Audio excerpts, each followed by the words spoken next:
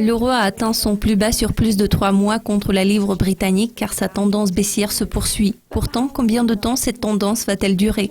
Pour apprendre ce que l'avenir réserve à cette paire de devises, je reçois Ravgir Greval. Il est PDG de la société Orb Wealth Management. Ravgir, le comportement récent de l'euro contre le sterling a été décrit comme étant légèrement haussier. Les minutes du FOMC ont été le principal facteur qui a façonné le sentiment du marché au début de cette semaine dans le contexte des anticipations croissantes d'un relèvement des taux d'intérêt par la Fed en décembre. Vu ce qui précède, quelles sont vos prévisions pour un mois et quelles sont les raisons derrière?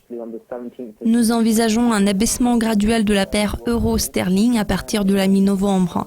À notre avis, cette baisse sera durable. Cela est dû à un renversement de tendance majeure. Cette paire est sur le point de retester le plus bas atteint le 17 juillet 2015.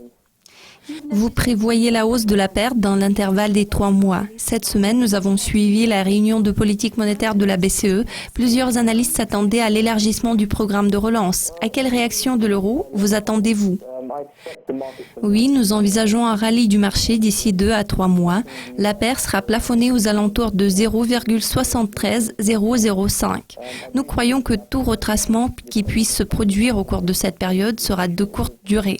Nos observations historiques montrent que les prix ont tendance à atteindre leur plus haut ou plus bas niveau majeur au cours de la 8e ou 9e année d'une décennie. Donc, il y a beaucoup de potentiel à la baisse dans les années qui vont suivre.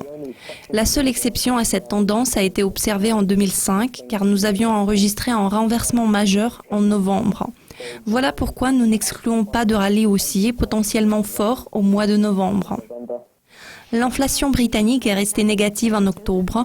Nous avons vu une nette amélioration du sentiment allemand, ce qui a fait en sorte que les deux économies concernées pointent en directions opposées. Croyez-vous que ces données positives ne soient qu'une tendance à court terme? Nous croyons que les perspectives de l'euro sont largement baissières à long terme.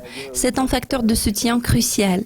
Nous avons déjà observé un déclin du niveau de 0,6992. Nous tablons sur un taux de change de 0,66800 dans un an. Le sentiment des marchés s'est détérioré à l'égard de l'euro après les attaques terroristes à Paris.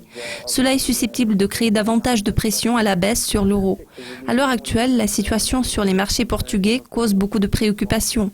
Alors je tiens à souligner qu'il est fort probable que ça deviendra un autre facteur baissier pour l'euro. Ravgir, merci de vos commentaires. C'est tout pour l'instant. Restez à l'écoute de Dukascopy TV pour être au courant de tous les développements dans le monde de la finance. Bon week-end!